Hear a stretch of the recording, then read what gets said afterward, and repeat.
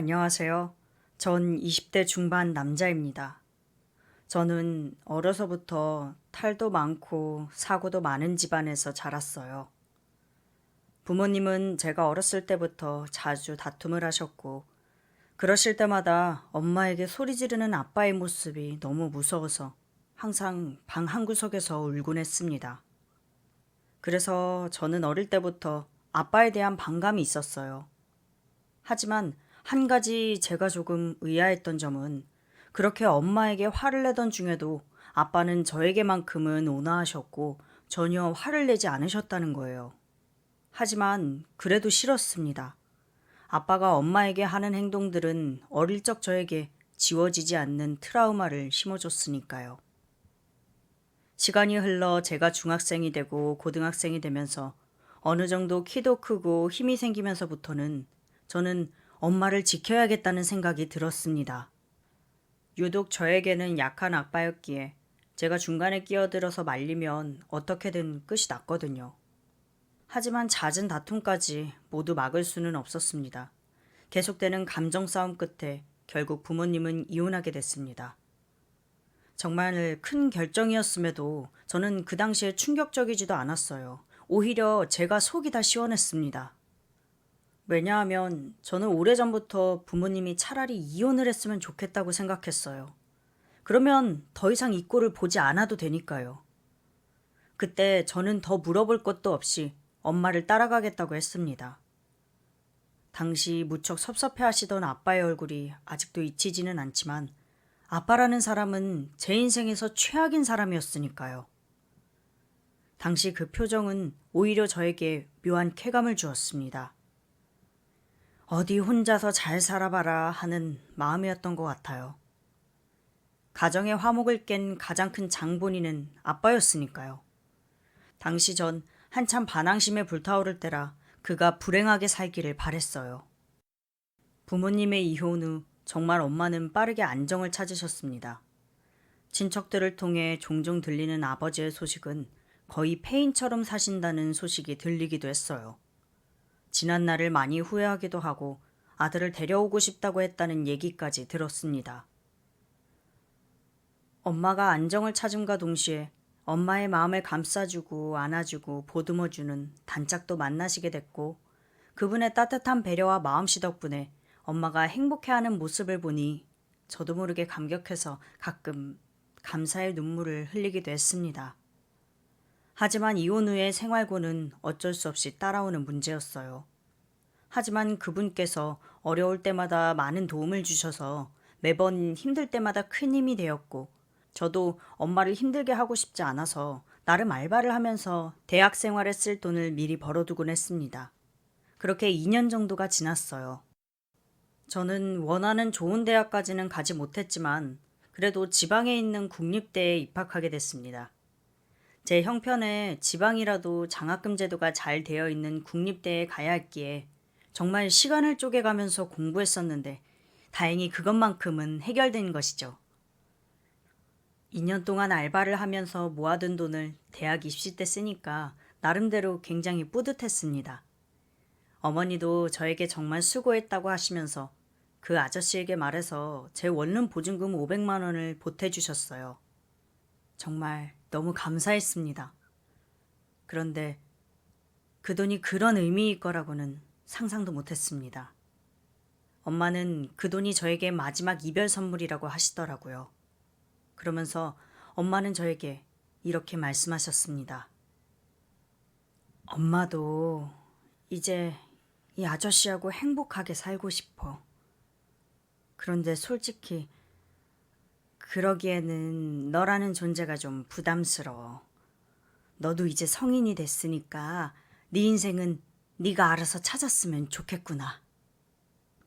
이러시면서 저와 아예 연락을 끊고 새 시작을 하고 싶다고 하시더라고요. 저는 너무 충격을 받았고 어머니에게 서운함을 넘어서는 배신감까지 들었습니다.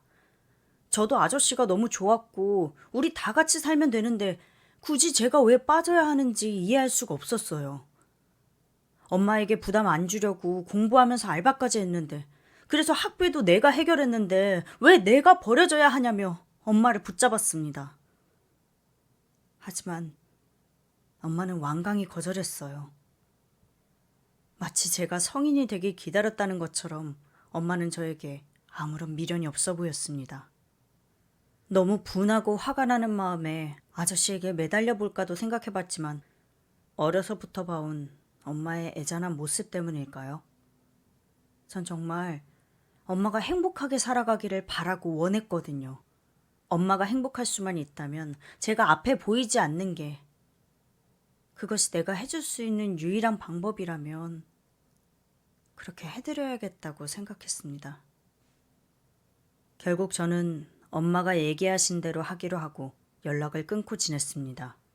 하지만 정말 그렇게 아예 모르는 사람처럼 지낼 거라고는 생각 못 했는데 정말 연락 한 번 없이 남처럼, 아니, 남보다도 못하게 지냈어요. 마치 처음부터 모르는 사람처럼요. 저는 엄마의 재혼 소식도 뒤늦게 전해 듣게 되었습니다. 참 씁쓸했어요. 엄마는 나 없이 잘 사는구나. 그래, 엄마가 행복하면 됐어. 그러면 됐지.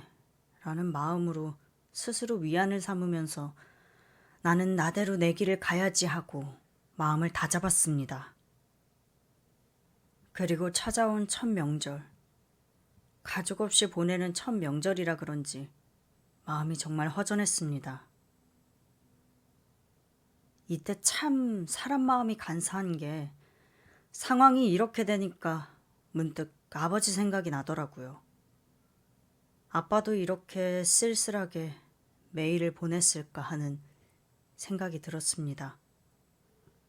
오랜 시간도 지났으니 아빠도 조금은 변했을까 하는 마음에 친척분들에게 아빠 집을 수소문해서 찾아갔습니다. 저도 참 뻔뻔했죠. 그렇게 미워했으면서 혼자가 되고 나서야 아빠를 찾았으니까요. 다행히도 아빠는 폐인 생활을 접고 마음을 다잡아 정육점을 하시면서 살고 계셨습니다. 혹시나 혼자가 되고 나서야 찾아온 날 보면 화를 내시려나? 아니면 증오를 하실까? 걱정도 됐어요. 하지만 걱정이 무색할 정도로 오랜만에 찾아온 저를 발견하시고는 아빠는 정말 저를 너무 반갑게 맞이해 주셨어요. 반가워하는 그 표정, 주름진 얼굴이 괜스레 마음을 더 씁쓸하게 했습니다. 명절이라 이래저래 일이 많으시다 보니 저녁 늦은 시간이 다 돼서야 아빠와 이야기를 나눌 수 있었어요. 어색하고 할 말이 없을 줄 알았는데 생각보다 편안하게 대화를 나눴습니다. 오랜 시간 떨어져 지냈고 마음의 준비 없이 헤어지다 보니 아빠와 저는 할 얘기가 정말 많았습니다. 우선 저희는 그간의 이야기들을 했어요. 아빠는 폐인처럼 살았던 그동안의 이야기, 어떻게 지내셨는지, 그리고 또 저는 어떻게 지냈는지 서로의 이야기를 나누면서 자연스레 엄마의 근황까지 알리게 되었습니다. 새로운 사람이 생겨서 결혼했고 상황이 좋지 않아서 저를 내치셨다는 얘기까지. 엄마에 관한 이야기가 오고 가니 화기애애했던 분위기가 순식간에 잠잠해졌습니다. 다른 얘기까지는 다 괜찮았었는데 유독 엄마 얘기만 나오면 아빠의 눈빛이 달라지는 게 느껴졌어요. 마음속 깊은 곳에서 느껴지는 미움이랄까요? 이제는 시간도 많이 지났고 저도 성인이 됐으니 아빠에게 물었습니다. 어린 시절 왜 그렇게 엄마를 괴롭혔었는지, 술을 많이 드시고 그랬던 것도 아니었는데 맨정신으로 왜 유독 그렇게 엄마의 마음을 아프게 했었는지 정말 궁금했거든요. 처음엔 아빠께서 그저 손사래를 치시면서 말을 돌렸지만 계속되는 저의 추궁에 말을 꺼내시기 힘드신 듯 망설이더니 결국엔 입을 여섰어요. 그래, 이제 성인이 되었으니 알 건 알아야겠지라며 운을 떼셨습니다. 그리고 꺼내신 말 한마디 한마디가 저에게는 충격 그 자체였습니다. 차마 입에 담지도 못할 말들이죠.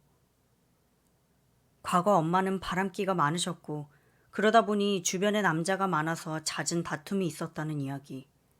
오히려 이혼을 먼저 하자고 말씀하신 건 아빠 쪽이 아니라 엄마 쪽이었다는 사실. 그리고 피해자처럼 여기저기 이야기하고 다녀서 아빠가 난처했다는 이야기까지.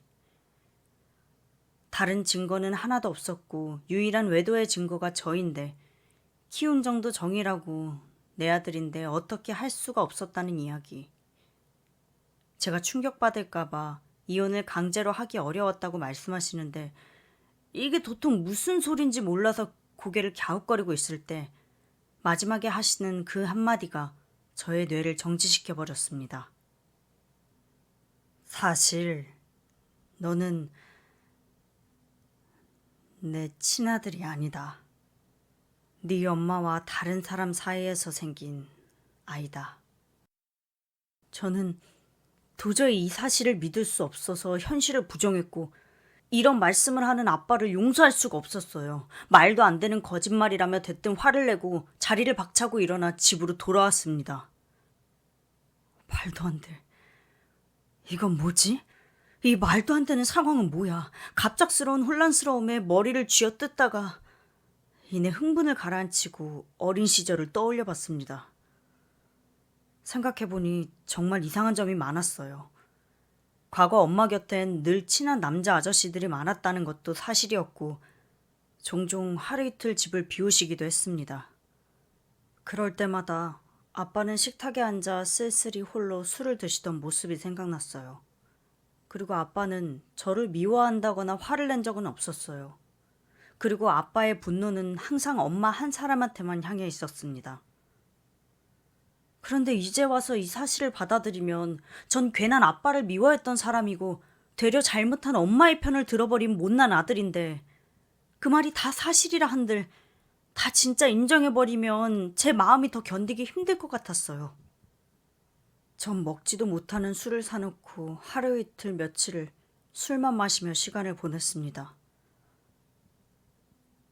혹시 그래서 이번 결혼도 그렇게 될까 두려워 엄마가 나를 버린 것일까 하는 생각에 전 너무도 괴로웠습니다. 이런 마음 하나 기댈 곳 없다는 것도 너무 힘들었어요. 괴로움은 점점 더 저를 삼켜가고 있었고 한두 달 정도를 폐인처럼 지내다 보니 몸도 약해지고 정신까지 피폐해져서 이대로 죽어야 하나 생각까지 했어요. 하지만 죽을 용기도 없었죠. 결국 저는 현실과 제대로 마주하기로 결심했습니다. 다시 아빠를 찾아 아빠와 함께 친자 검사를 했습니다. 검사는 어렵지 않았고 결과도 금방 나왔어요. 내심 아니길 바랬지만 아빠의 말처럼 전 친자식이 아니었습니다. 막상 진실을 마주하고 나니 마음이 정말 복잡했어요. 그와 동시에 어려서부터 이유조차 묻지 않고 무조건적으로 미워했던 아빠에 대한 미안한 마음이 들었어요. 오히려 친자식이 아닌 저를 키워주시고 예뻐해주시고 고마운 분이었는데 말이죠. 아빠에게 나를 진심으로 자식으로 생각했으면서 왜 내가 엄마에게 간다고 했을 때 말리지 않았냐고 물었더니 너에게 그 나이에 감당하기 힘든 아픔을 줄 수가 없었고 나보다 엄마 곁에서 자라는 게 아무래도 정서적으로 더 좋을 것 같았다고 생각하셨다네요. 전 괜한 원망스러움에 아버지에게 막 따졌습니다. 전 아빠가 원망스러워요. 저를 위했다며 모든 사실을 알리고 저를 데리고 나오셨어야죠. 저 좀 보세요. 엄마와 함께한 제가 행복한가요? 그런 엄만 줄 알았다면 아빠가 그때 그런 선택을 해서는 안 됐어요. 그래서 지금의 제가 이렇게 불행해진 거라고요. 저는 괜스레 마음에 있는 얘기 없는 얘기 그냥 생각나는 대로 쏟아 부었어요. 괜한 화풀이였죠. 집에 돌아와 모든 연락을 끊은 채 지냈습니다.